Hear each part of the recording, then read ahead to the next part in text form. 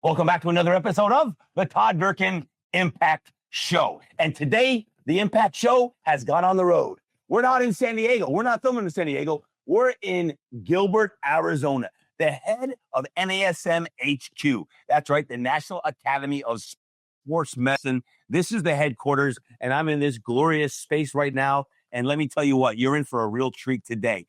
Yesterday, as I record this, I had the opportunity to deliver my keynote twice, not once, but twice, to their entire team of over 100 people at NASM. Now, I've known of NASM for a long time because as a trainer of almost 30 years experience, NASM has been one of the leaders in the certification space.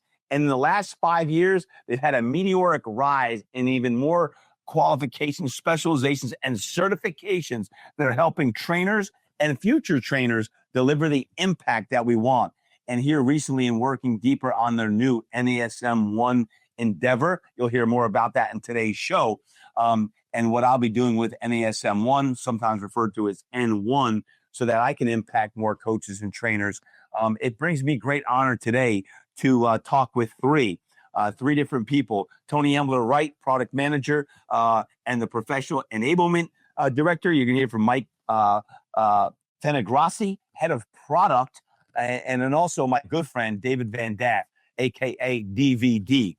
And DVD I've known for a while now. He's been in the industry for a long time, but he's the VP of Industry Development and Public Affairs. And let me tell you, these folks, whether you're a trainer, coach, fitness enthusiast, if you're just interested in this space, they're going to drop some dimes on y'all today. So listen up, whether you're out for a walk, jog, run, you're working out, you're on a plane, train, automobile, you're doing the dishes, wherever you're at listening to today's episode, make sure that you sit back, relax, and enjoy the show. Here we go. So fired up. Right now, we're at the NASM headquarters, Gilbert, Arizona, right outside Phoenix. And I'm so excited today. I have first up, Tony Ambler-Wright. Tony, welcome to the show. What's up, Todd? Thank you. Now, when you think about, I hear your title, Product Manager, Professional Enablement. Yeah. What do you do at NASM? That's a great question, Todd. Still trying to figure that out. No, we have a great team here at NASM, and my team in particular is the professional enablement team. And our core responsibility is to ensure that our aspiring, newly certified, or longtime certified professionals have the tools, resources, and support that they need to be successful in the fitness industry and develop sustainable careers. How many trainers, coaches do you certify a year? So in terms of the number of professionals we certify, right around 40,000. So A year? A year, yeah. So pretty Overall, going back in history, how many NASM trainers have been certified? nearly 2 million. Wow. Yeah. Nearly 2 million. Hey, if you've been in the industry for a while, you've probably heard of NASM, National Academy of Sports Medicine. They have been a leader for many, many years. And Tony, you've been involved in NASM since what, year 2000? 2000, yes, when I first got certified as a trainer with NASM. And at the time, if you go back a little bit further in time, NASM was started in 1987 by Dr. Bob Goldman. And right around 2000, NASM went through a transition where they brought in some new leadership. Dr. Mike Clark was part of that transition. And it was based in Calabasas. I'll never forget. I remember that spot, Calabasas. Yeah. And then when did they move here? I think it was 2006 is when they made the move out here to Arizona. Yeah. Well, so at that time, NASM had just introduced their optimum performance training model, which was kind of revolutionary in the industry at the time. And once I got certified and started implementing that system with my clients, my business just transformed. My client results just went through the roof. And for me, what I really wanted to do was share that experience with other trainers. And that, from that point on, my objective was to try to get on with NASM and be a part of the team at NASM. And you've been full-time since 2020-ish? Full-time since 2020, part of the NASM instructor team since 2005. Okay. So it'll be 20 years in April. Let me ask you a business question. If NASM certifies, let's say 40,000 plus trainers a year, how do you support them? Like, that's a lot of trainers. Like, a lot of people you're certifying. And obviously, it's one thing to give the certification. It's another thing to actually support them. What initiatives do you have going on now to say, okay, the world needs more, I call them lighthouses, more life changers, life transformers. How do you support them at NASM? Yeah, no, that's a great question. And it's something that we're really passionate about, and obviously is critical from our perspective, is to support the career success and longevity of those that we certify. We have partnerships, an extensive health club channel that has partnerships with virtually every health club chain you can think of. So we do have some development pathways there. Another big initiative for us is our membership. And through that membership, we provide a variety of different tools and resources to help support a fitness professional wherever they're at in their career. But we look at things like content that... When you say membership, are you talking the N1 and then you have Club Connect? Are those the memberships you're talking about? Yeah. So right now we have NASM 1, which is our membership for primarily independent trainers. Okay. Who are just starting out and or more established in their career. There's a variety of different features and benefits associated with that. And then you mentioned Club Connect, which is our enterprise membership solution. So we have health club partnerships. They use our Club Connect platform to be able to deliver continuing education and other tools and resources for their trainers. No, and thanks for sharing. That's one of the reasons why I'm here at the HQ, folks, is because in recently forming a partnership with NASM, spoke to the entire team yesterday, as noted in the intro. But N1, NASM 1 is how NASM is really upping their game so that they could support these trainers and coaches. Because what we find is a lot of people get into training and 3 years later they get out. Yeah. And I'm always like, guys, you could use it as a side hustle, but this is a career. And how do we take NASM is now offering certifications for kids in high school, let alone college and then early 20s. Yeah. But there's also this trend. I'm gonna talk later on with Mike about this, is some of the trends in the industry. But there's folks in their 40s, 50s, and 60s who are getting certified and becoming trainers as well, so they can impact lives. Yep. Right. So as far as N1, what's the big initiative there? Yeah. So when we think about membership, particularly around NASM 1, excuse me, when we think about membership, particularly NASM 1, we're really looking at, I'd say, 3 primary buckets. Content. So what is content that we can provide that is relevant, meaningful, and actionable? Mm-hmm. Continuing education. So part of, maintaining your credential is to continue your education, level up in different areas that may be relevant depending on the market that you're working with, staying current on industry trends, and continuing to stay current with the research and the emerging science. And then community is a big aspect of that. So when we think of, fostering a sense of community where not only we can provide support, mentorship, and guidance, but also where our professionals can look to other like-minded individuals to get the support that they need, either going through things at the same time or looking to others who have been where they're at now and can provide that support and feedback and guidance that people need in order to feel like, hey, I can do this. I can make a career out of this, and really make a positive impact doing something that I love. We are back, and it is so great to be here at the HQ at NASM. We're in Gilbert, Arizona, and I'm absolutely loving it. We had a great day yesterday, and great job, Tony, just previous. And now I'm with Mike Fantigrassi, and Mike is the head of product here at NASM. He's a wealth of knowledge and information. I really want to talk to him about trends today. Trends in the industry. What is NASM doing with all the trends and putting their finger on the pulse with the trends? So without further ado, Mike, welcome to the Impact Show, brother. Thank you. So speaking of trends, what are some of the trends that you're seeing at NASM and what you're doing about them with both the certifications and the specializations? Yeah, great question. You touched on it, wellness. So wellness has been exploding, keeps growing.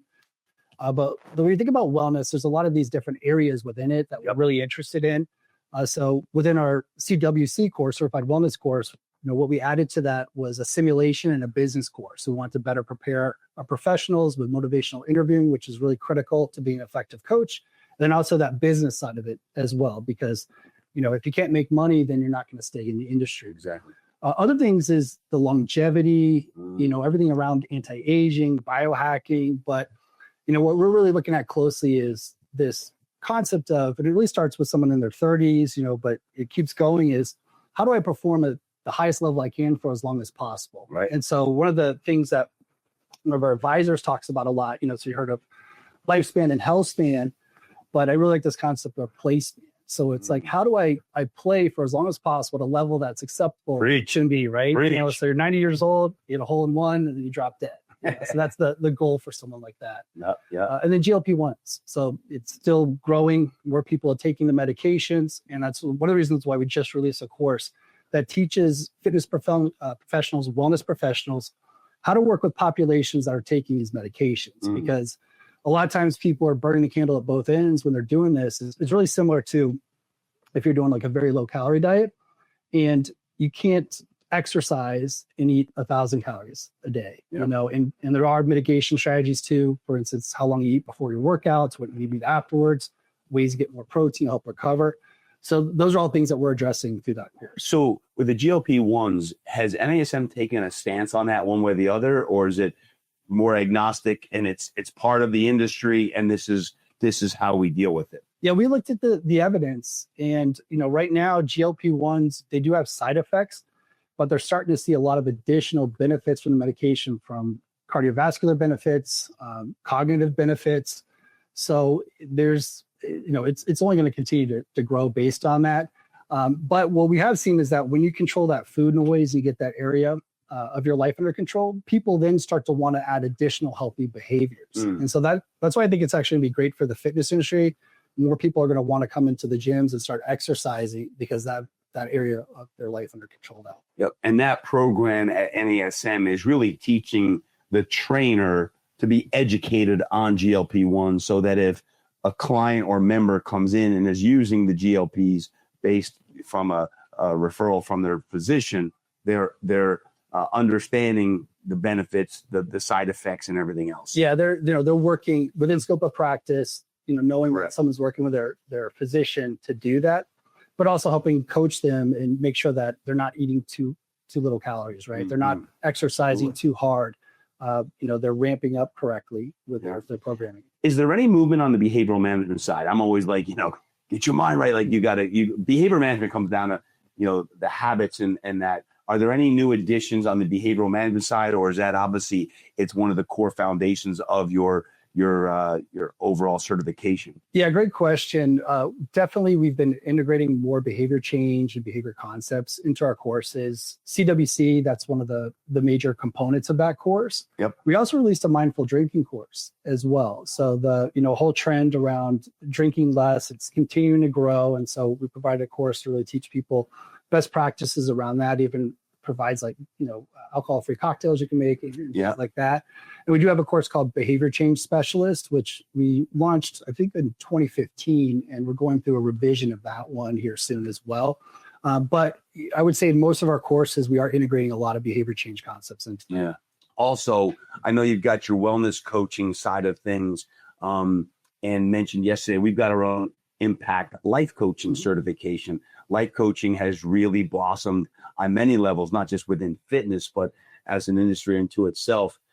Is NASM addressing life coaching or staying away from that standpoint? Yeah, it's a great question. I would say that's something that we haven't really explored deeply, because it went from, personal training expanding into like nutrition coaching, then wellness coaching. Right.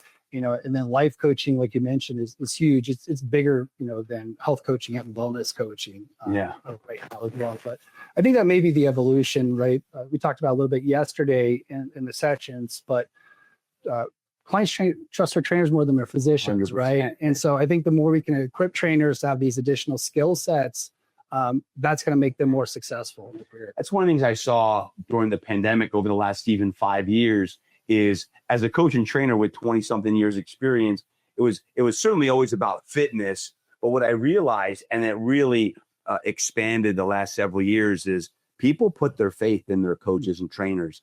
And it evolved because of so much of the mindset was shaken and people were searching and seeking something deeper, that some trainers were thrust into coaching their people beyond fitness, right? Obviously with nutrition, obviously with mindset, but they would be sharing their dreams. And a few years back when we created that life coaching certification, it was more of an awareness of like, man, we can have an impact on these people beyond just fitness. knowing that fitness and for us in the franchise side is fitness and faith, those two things expand, and then you go into dream. So I was wondering if NASM is touching upon those. It sounds like, again, you're keeping your finger on the pulse of what's the growing trends in the industry as well. Yeah. Oh, that's good. Anything else on what you do, Mike, when it comes to trends that you see out there? As far as the trend standpoint, I think you just try to be forward facing out there, looking at what's going on. Yeah. You mentioned a little bit something to kind of add to what we were talking about with longevity, is people having less kids or getting married later. Certain countries, the population's getting really older. And so it's going to be really important for people to stay in the workforce longer, have that mental edge, right? So that way you don't get the biases with ageism and things like that as well. So it becomes really important, whether you're a fitness professional or just a regular person, to take care of yourself and really self-educate on what you need to do to live the lifestyle that you want. And that's one of the things that's interesting about our products is that in certain cases, we sell about 40% of our courses to people who have no intention of working with other people. They're doing it for their self-education. I was just going to ask that. Yeah. So it's a really interesting trend, that we're seeing. 40%. Yeah. In certain cases, it's 40%. Wow. Yeah. For all my friends out there listening in, if you want to check that out, NASM.org, NASM.org, not .com, .org.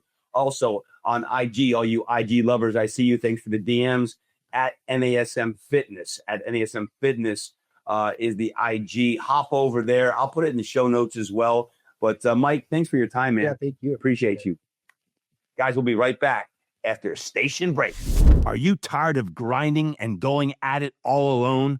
It doesn't need to be like that any longer. The TD High Performance Mastermind Group is a faith-driven community for fitness professionals, online coaches, and corporate leaders ready to grow together.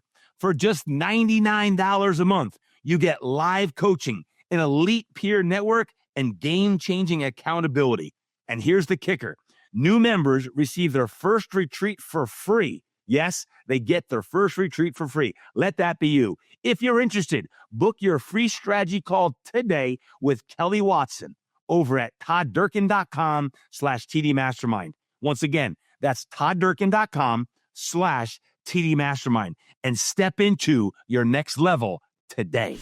We're back, and I am so excited to be here at NASM, as I was sharing, and to be here for 2 days and to share with the team yesterday and then today to have meetings and to record the Impact Show podcast with a trilogy of people here. I got to tell you, it is an honor. It is special. And now that I have my man, David Van Daff, a.k.a. DVD, in the house. David, welcome to the Impact Show. It's about time. No doubt about it. And David has one heck of a story. And now at NASM as the VP of Industry Development and Public Affairs, David is a wealth of knowledge. And he's the one who's responsible for getting me here to NASM. And I want to thank you because I had an awesome time connecting with the team yesterday. And you said it on both sessions. And I know the team was fired up, but what were some of the top takeaways from both yourself or the team, 100 plus people? What were the top takeaways, would you say? That's a great question. And we start when we plan out these meetings of, we know we want something inspiring. So somebody who's going to fire up, motivate this team. And it's a big comprehensive team from a variety of different divisions. What we get from you though, Todd, is we get that inspiration, that motivation, but we get actionable steps. Actionable steps in terms of what they're doing from a work perspective, how they're living their life, how they're addressing their health and wellness. And so enormous takeaways.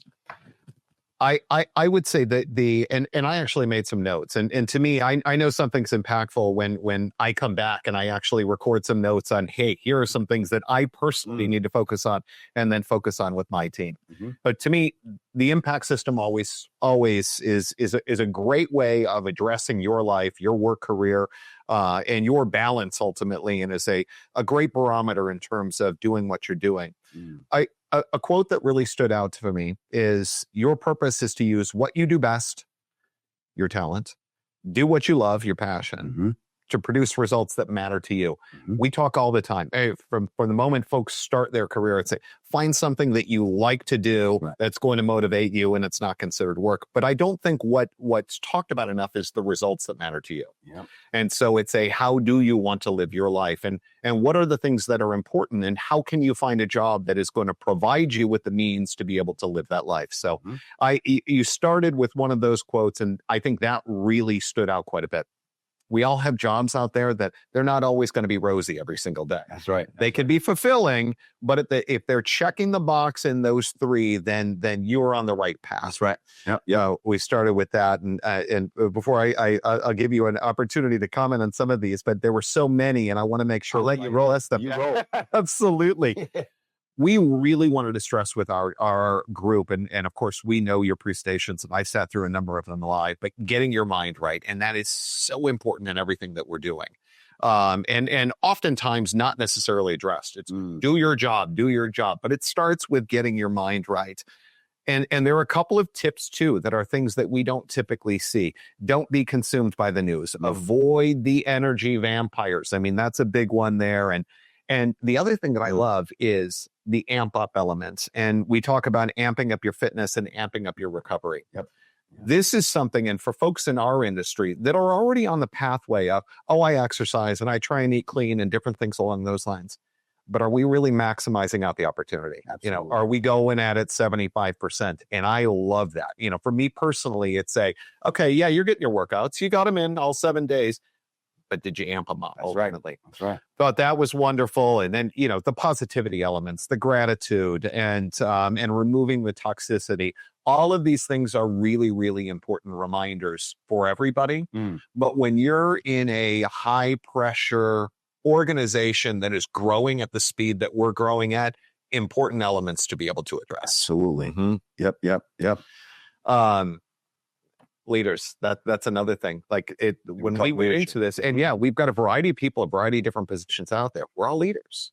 And so I think it was important for everybody to take a step back and go, hold on a second. Yeah, okay, maybe I don't have leadership in my title, but I am a leader here in this area. I'm a leader at home. I'm a leader in my peer group. And really looking at it from that, I thought was absolutely wonderful. Keep flowing and going. Well, one that stuck with me personally is leaders make gut decisions. And this is something that happens, I think, in everyday business world, is that we don't want to make mistakes.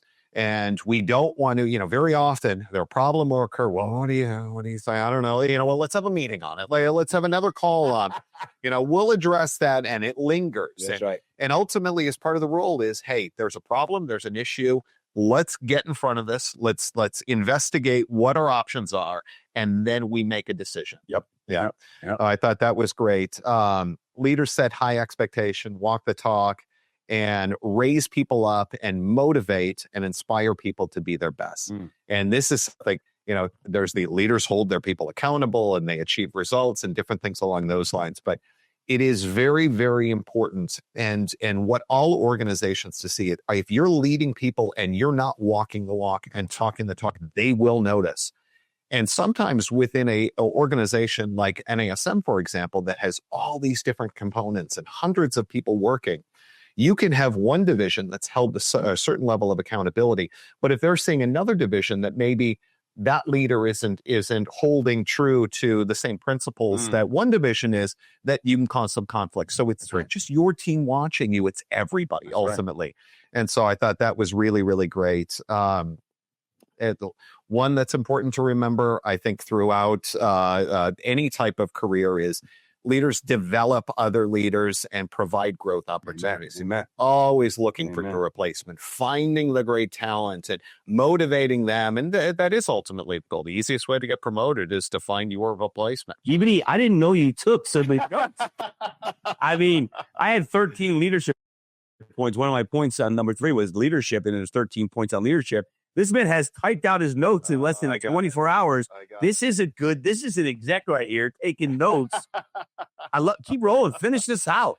By the way, DVD, David Van Daff, is now available to get your mind right talks all around the country. If your business wants to get your mind right talk, you can not only have me, you can go get. You don't need the other. I'm available. Yes. Especially if it's in a warm location during the winter. Yes. Keep going. Keep going. Morning and evening routine dialed in. This is a big one. Once again, it's for some people, it's hey, getting moving, exercising. For other people that are doing that, is okay, they're waking up when they're waking up and they're spending an hour in social media, sipping on coffee or whatever. It's getting that plan. Yep. And it's not only the plan morning wise, I think, but it's the evening plan where it's hey, I'm shutting down dinner with the family. Right. This way, phone goes away. Hey, I'm going to spend an hour doing this. I'm going to do, something that's going to help my family or my relationships beyond it. That was wonderful. Showing up, always a great reminder, especially in today's day and age. And we have our computers at home. We've got our phones out all the time. We've got all these things. And yet there are people who depend upon us that are looking at us. And hey, you may be kind of listening or whatever, but when you look at your phone, you're not chilling out. That's exactly right. I thought that was wonderful. We said at the beginning, your quote on the Dalai Lama, you should post this. Share. You share. Is phenomenal. Man sacrifices his health in order to make money. Then he sacrifices money to recuperate his health. And then he is so anxious about the future that he does not enjoy the present. Result being that he does not live in the present or in the future. He lives as if he's never going to die and then dies having never really lived. One of the things I think about a lot in our industry is I'm coming up on 30 years within this industry. I stopped telling people, when I started into it, because people kept on coming back. Oh, that's the year I was born, that type of thing. It made me feel way too old. Right. But it is one of those, we get rolling in this life and it keeps on going and going and going. And we do tend to think about, we don't think about, hey, what am I going to do for the next 10 years or 20 years or different, what's important to me now? And so I think it's really, really important to reflect and understand, live in the moment, plan for the future, but really address it and not just operate blindly of, I'll think about some of these things when I retire or when I get older and that type of thing. Wow. I'll wrap up on this. The 10 forms of wealth are great, right? Nobody ever thinks of the 10. They think of a couple on there, but it's really digging in deep and then setting the goals. And this is something I'm working on right now is, identify the goals, right? What are those going to be? And not be so generalized. What do I want to do over the course of the year in this division, this division, this division? And it's not just get a great review and make good money and go on vacation, that type of, but really digging deep into those aspects, I think is such a great exercise. Well, I give you credit, DVD and the team, because so many times when you think about these, and great notes, by the way, I asked DVD his top takeaways and he took all these notes. I'm like, oh my gosh. But it's awesome because sometimes people think they have to do this work when things aren't going well. And NASM has just had a record year. Yeah. I mean, that you guys had a banner year.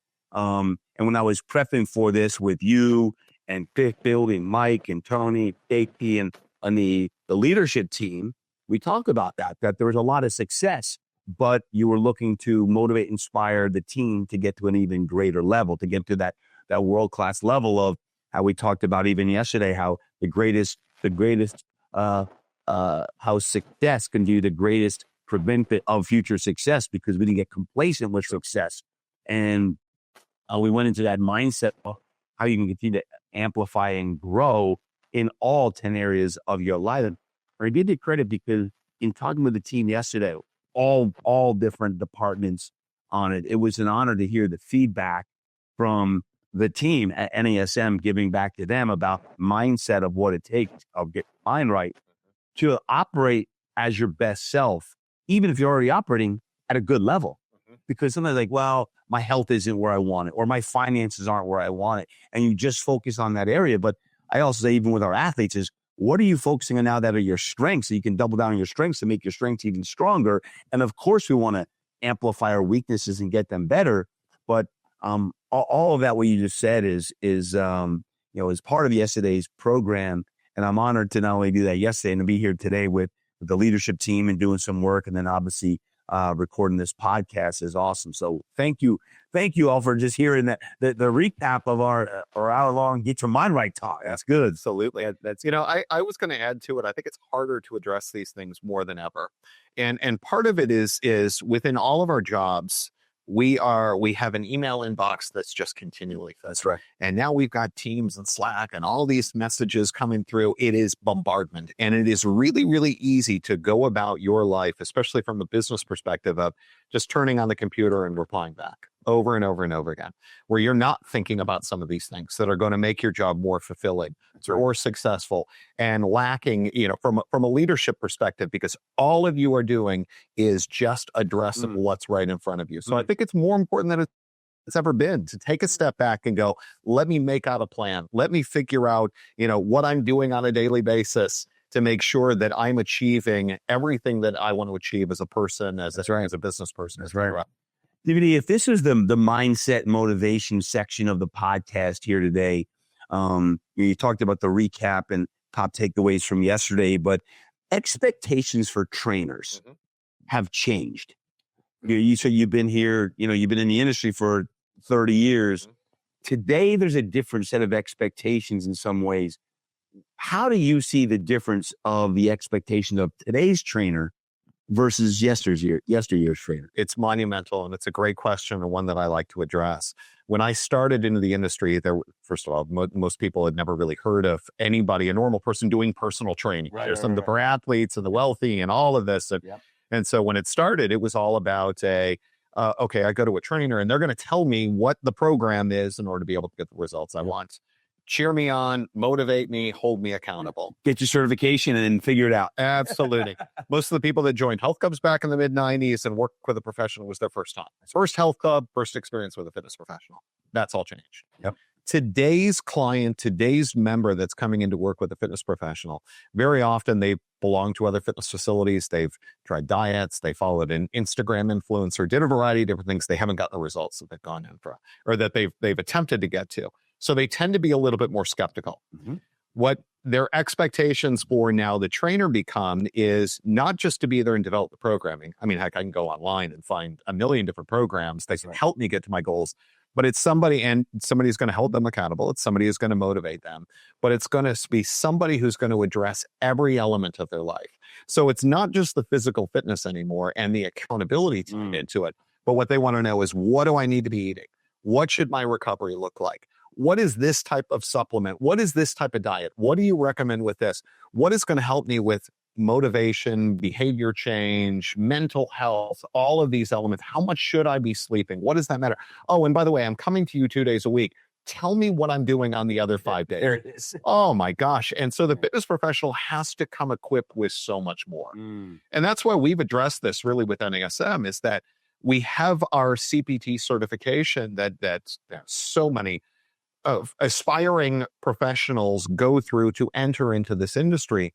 But now we have courses on wellness and nutrition that we dig deep into behavior change.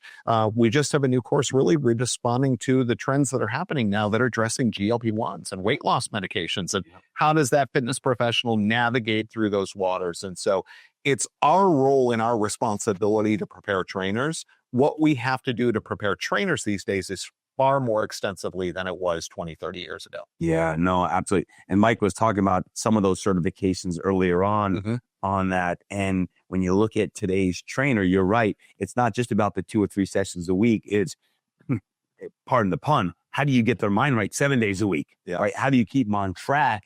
And all of these different opportunities between their health, their fitness, their nutrition, their mindset, their recovery. I mean, that's why, again, I spoke of it earlier, but I believe why the life coaching and in your world here, the wellness coach side has really grown, because fitness, this whole industry has exploded, especially in the last 5 years, right? If there was one piece of wisdom that you could offer a trainer today, what would that be? If there was some wisdom you can give to someone today who's already certified in the industry, what would be a piece of wisdom that you could provide? Well, what I would say from the very beginning is, and there's no lack of aspiring professionals out there. We have so many people who come to NASM that have started careers in other areas, that have gotten degrees in other areas. Where they're happy in their gym. They're happy when their friends and their family come to them and say, hey, you look great. It's like, what do you do? What should I do? That type of thing. Also, very often they come from a sports background. They had coaches that were influential in their life, and they like that element of being a coach. And so we have those come in. What happens in our industry, and it's happened from the very beginning, is that we very often take those aspiring trainers, we get them into the industry, and then they get disenchanted for one reason or another. And very often it becomes the business development element to it. So it's like, how do I sell myself? Right? I know everything. I can help everybody out there, but I've got to go out there and I've got to talk to people and develop relationships and build the business and ask for referrals and do all of these things that a lot of people are uncomfortable about until they start doing it. Right. So it is get your education, develop your education, find mentors out there that we talk about a lot. So find people that are doing what you ultimately want to do. How do I go about doing it? I hit some rough patches. We talk a lot about that yesterday in terms of, and it's not just it's harder to sell than I thought it was going to be. Maybe I'll go back to selling insurance. Maybe I'll go back and take on my investment again that I was doing before. But it's no. Hey, if this is holding you back, you've got the aspiration, you have the inspiration, you've got the education to support it. This is one element. Learn that element. Talk to people. Get comfortable. Role play. Do all those things. Don't give up on the industry because you think, oh, I'm not a good salesperson. That's right. If you're a good motivator, you can be a good salesperson. Yeah. And if you're a coach and a trainer, you're a good motivator. Yeah, it's good. Makes me think about the power of one, because in today's day with so many things to learn, it can be overwhelming for any trainer, whether you're new or you've been in the field 5-10 years, you've been in 20 plus years, and you're thinking about, man, how do I do everything? And you look at influencers on social media and like, I'm not good in front of camera. I don't have a podcast, or I don't do this or that. And you start beating yourself up about what you don't have and how you don't stack up against certain standards. And I think when it comes to it, it was interesting just before we got started, Tony, who was on earlier in the show, he said, T, do you still do body work? So we were talking about, I went to school in Atlanta, Georgia, for massage school in the 90s. I said, no, I don't really do body work per se one-on-one as I used to, but I loved when it was just one-on-one and you can connect deeply with one person. And that's the roots of it. And I would say to any trainer, coach out there is never forget the power of one person. Yeah. Like you can see all this, but it can also be overwhelming to see I should be doing this and that and this. Before you know, like I'm not doing any of it well, so I'm not good at it. I'm going to get out of it. Yes. Versus if you can pour into one person at a time, and even if your class has 8, 12, 20, 30 people in your class, how do you pour into the one person? If you do one-on-one training or small group training, how do you pour into the one? Because the one might mean you're working with 40, 50 people a month or 200 people a month, whatever that is the power of one, I think, is really and always will be an important aspect in this industry of change one life at a time. Yeah. Right. Whether it's a podcast, one life is changed, whether it be a social media post, one life at a time. And I think that mindset of like, you compare yourself to everyone else out there, you'll never be as good. Right. They say comparison is the thief of joy. Is just focus on who's it going to be today that I'm going to change someone's life. And I think that mindset, can really make a difference on that. Anything else, DVD? I was going to add into it. It's also setting boundaries in that too. I think what becomes overwhelming is when you start thinking about, okay, I'm going to reach out to all these people. I'm going to find my community. I'm going to be available 24/7. And that becomes daunting. And I think what you do a great job with is you openly commit. Hey, here's my cell phone. Here's my email. You have this amazing networking community, but you have and constantly on airplanes, everything like that. But you organize your life in such a way to where you can take that on without sacrificing other things. And I think sometimes when we think about what our workload is or what it would require to be successful, you start thinking about it and go, oh my gosh, how on earth could I do that? I would be sacrificing all of this and not have a social life and not have a family. I'd be on consistently. No, you don't. Right. You just need to be organized in terms of what you're doing. Hey, instead of sitting around for an hour in the morning, cycling through on social media and say, you know what, I got my outreach. I got 15 people I got to connect with today. And I'm going to start and utilize that time. 15 minutes to maybe check my social channels and then go forth and do the productive work. That's exactly right. No, you're right on. I think when you think about that aspect of where do you put your guardrails up? What are the guardrails that are non-negotiables for one's life? This is when you say, for me personally, I have guardrails and I know what those guardrails are. And you just can't let the work overwhelm your life so that next thing you know, you're just working 7 days a week, because I'm as privy as anyone to be able to do that if those guardrails aren't in place or I don't hold true to those guardrails. And how do you include family in some of the trips that you're making? Right? I used to have the kids got one trip anywhere any conference or event, speaking event, conference they want to go to, they could go to one. Melanie, heck, just had a retreat a couple weeks ago, and Melanie came to that retreat with me so that we actually had time together and to learn together, because those live events are always so powerful. So I think those guardrails are important for anyone out there on that today. And then the last question I have, DVD, as far as you, like, what are you most excited about at NASM, and then for the industry, for the fitness industry? What are you most excited about these days as a leader in the field? Yeah, that's a great question. What I love about NASM is that where it sits within the industry in a gold standard position is that we never do anything just to get a product out into the markets. We invest in our products, and the intention of every product that we build is for it to be the best in the industry. There's a lot that goes into planning out what we need to build. How can we support the industry? What do our B2B partners need? What do our individual professionals? What about the vets? Like, we talk about the aspiring trainers, but what about the veterans that are going to help them from a staff development perspective? We take it so seriously, and our product development team does an absolute phenomenal job. And what we do really is go out and find the best experts into the space, and we work with them to develop the materials, to write the chapters and put it together. Now, I love being a part of an organization where it doesn't, come down to how can we make something as cheap as possible, but it's going to be valuable, right? First and foremost, it's got to be the best. We have to make sure that what we load out to the love that. So that always gets me excited. I work with phenomenal people, a brand that I'm so incredibly proud of, and then we consistently innovate. We were talking about trainers. I know those guys probably talked about NASM 1, but we know that we needed more of a support system that was out there, and something that was going to be carried with that professional in the early stages through the development in their career.